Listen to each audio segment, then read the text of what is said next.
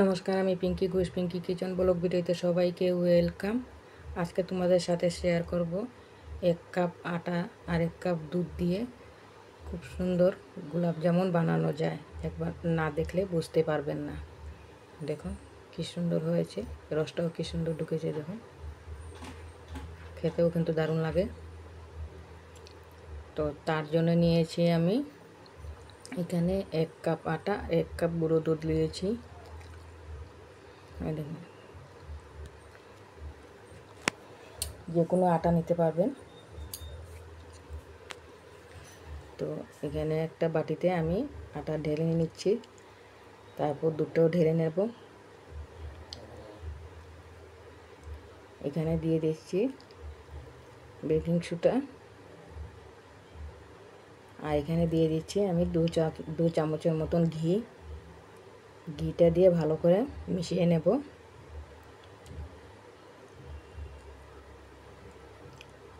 তারপরে দেখব যখন দলা হয়ে গেছে তখন বুঝবো যে আমার মনটা ঠিক হয়েছে।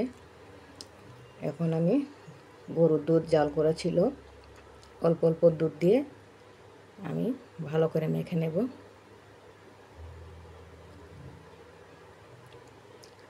এভাবে নরম করে মাখতে হবে। আমি আরও অল্প একটু দুধ দিয়ে দিচ্ছি।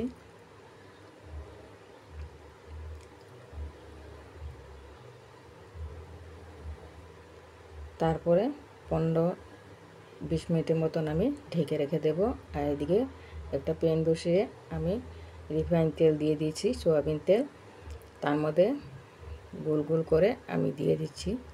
দেখুন এইভাবে সবকটা। আর তেলটা বেশি গরম হবে না, একবারে লো স্টিমে ভাজতে হবে, না হয় ভিতরে কাঁচা থেকে যাবে। এভাবে আমি সবকটা দিয়ে দিলাম। এভাবে হালকা করে আমি নাড়া দিয়ে দিচ্ছি, উল্টিয়ে নিচ্ছি। দেখুন সবকটা এভাবে।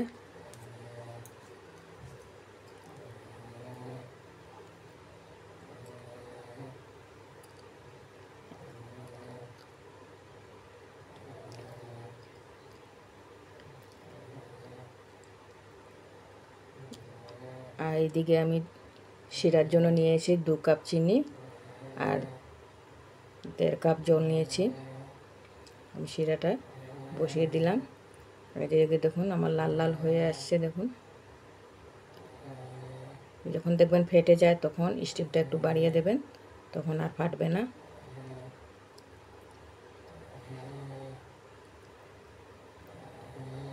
এদিকে আমি 2টা এলাচ দিয়েছি শিরার মধ্যে, আর দিয়ে ভালো করে নাড়া দিয়ে দেবো যাতে চিনিটা লেগে না যায়।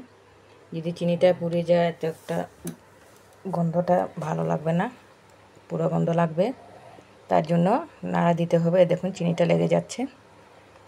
এখন আমার শিরাটা হয়ে গেছে। এখন শিরার মধ্যে আমি এইভাবে গরম গরম দিয়ে দিচ্ছি।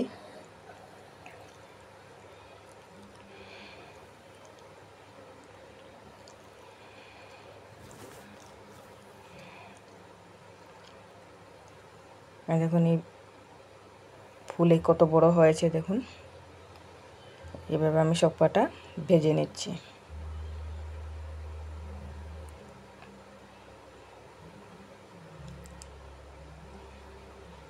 তেলটা ঝরিয়ে নিচ্ছি।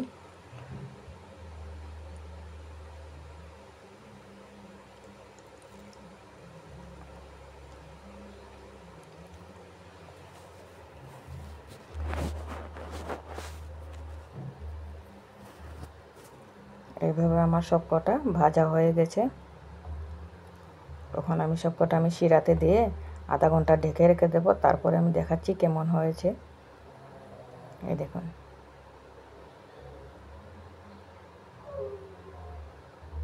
কি সুন্দর হয়েছে, নরম। দেখুন ভেঙেও দেখাচ্ছি। দেখুন শিরাটা কিভাবে ঢুকেছে সুন্দর, খেতেও কিন্তু অসাধারণ লাগে।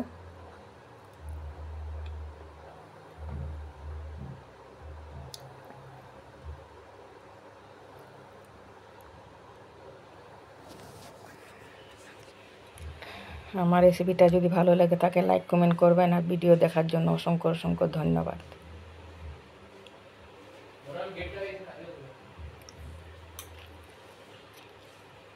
একবার এরকম বাড়িতে বানিয়ে দেখবেন, অসাধারণ লাগে খেতে।